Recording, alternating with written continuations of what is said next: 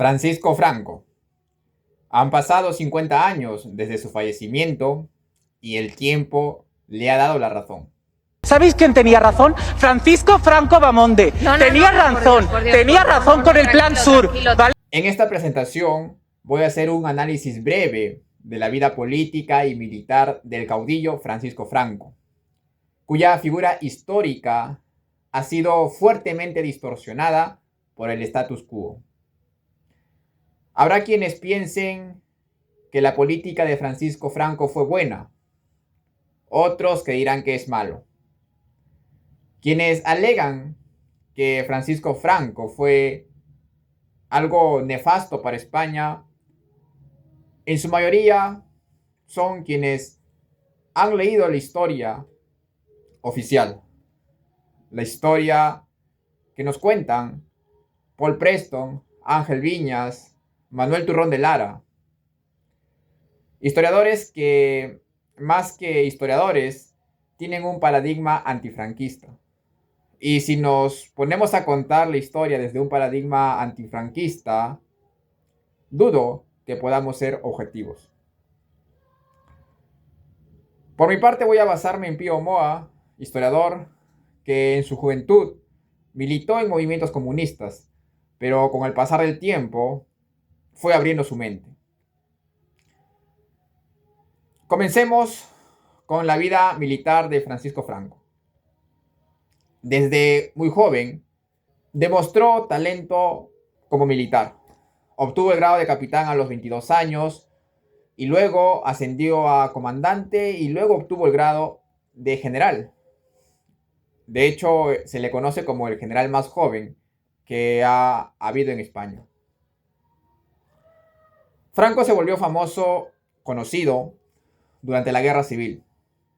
Fue él quien se puso al mando cuando reinaba el caos del anarquismo y pudo reunir a todas las fuerzas opositoras, unirlas en un solo frente. Franco solamente dijo: señores carlistas, falangistas, militares católicos, alfonsinos, o nos ponemos todos de acuerdo aquí o nos cortan la cabeza a todos. Y es así como Franco se puso al mando de esa España nacional. Hablando de la estrategia política de Franco, finalizada la Guerra Civil, nos ponemos en la situación de la Segunda Guerra Mundial. Franco postuló la teoría de las dos guerras, en la que se mantenía neutro en el frente occidental, pero como un enemigo del bolchevismo en el frente oriental. Estratégicamente se acercó a Hitler. Como consecuencia, España, al finalizar la mayor conflagración mundial, queda aislado y bloqueado internacionalmente. Franco se mantuvo firme a pesar de que no permitieron a España ingresar a la ONU hasta 1956. Ya durante la Guerra Fría, cabe mencionar que estratégicamente, nuevamente, esa visión de Franco de siempre pensar en el bien de España se alineó con el bloque occidental, porque la Unión Soviética seguía siendo una amenaza para Occidente. Haberse alineado al bloque occidental no significó en ninguna instancia que Franco se supeditara a los Estados Unidos ni al Imperio Británico. Cuando inició la guerra de Vietnam, Franco no mandó soldados ni combatientes cuando se lo pidió Lyndon Johnson. Franco nunca reconoció el Estado de Israel. Y algo muy importante, algo que pocos conocen, es que Franco tuvo buenas relaciones con Fidel Castro, de manera estratégica. Recordemos que España, como Cuba, en su momento fueron países aislados y bloqueados internacionalmente. Había que formar alianzas estratégicas. De hecho, Fidel Castro decretó 3 días de luto cuando falleció el generalísimo Francisco Franco, algo que pocos lo saben.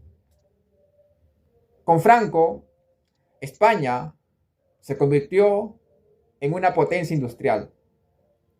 España, al finalizar la Guerra Civil, estaba en ruinas.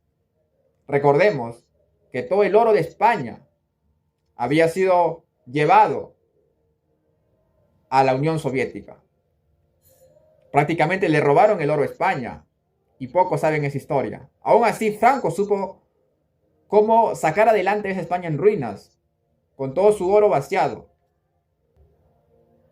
En el año 1973, en España nacía un proyecto nuclear. España se estaba preparando nuclearmente, si no fuese por el asesinato de Carrero Blanco. Cuando falleció Franco, el año 1975, España era la 9ª potencia industrial.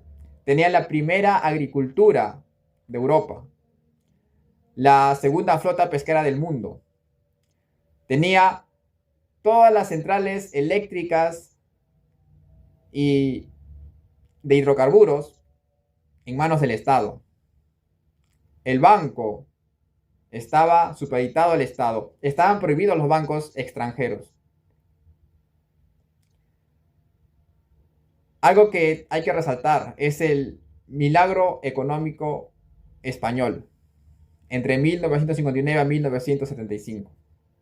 El proyecto Plan Sur, para desviar el cauce ante riadas en Valencia. La construcción de más de 1 millón de viviendas. Todo eso es historia, no lo podemos negar. Adicionalmente, es menester mencionar que con Franco existía una seguridad social, tranquilidad, orden y estándares de valores morales. Y seguramente habrá quienes digan que todo eso hubo con Franco, pero que hubo represiones brutales, que hubo persecución política, ejecuciones y autoritarismo. Quienes alegan que hubo represión con Franco se olvidan de que después de la Segunda Guerra Mundial hubo represión contra los alemanes, italianos y contra franceses que lucharon en el bando del Eje de Acero.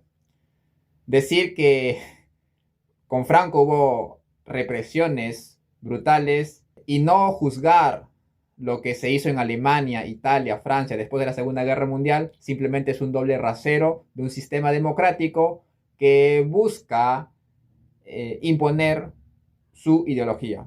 De la misma manera podemos hablar del bolchevismo. Cuando finalizó la Guerra Civil Rusa, ¿acaso no hubo persecución, represión, asesinato contra toda aquella persona que pensara diferente? La verdad, decía San Agustín, es como un león. No necesitamos defenderla, se defenderá sola. Sé que se repite mucho en las redes sociales, también que la dicen muchos jóvenes, que dicen con Franco se vivía mejor. Bueno, yo sí lo digo, yo estoy de acuerdo con ellos, porque yo vivía mejor que ahora. Yo salía, entraba, me iba aquí, si querías te cambiabas de empleo y ahora no. Pero a él no le votó nadie, ¿no? Vale, pero yo estaba de acuerdo con la política. Creó la seguridad social, creó las pensiones, creó muchísimas cosas, muchos pantanos. Es que, oye, eso es historia también.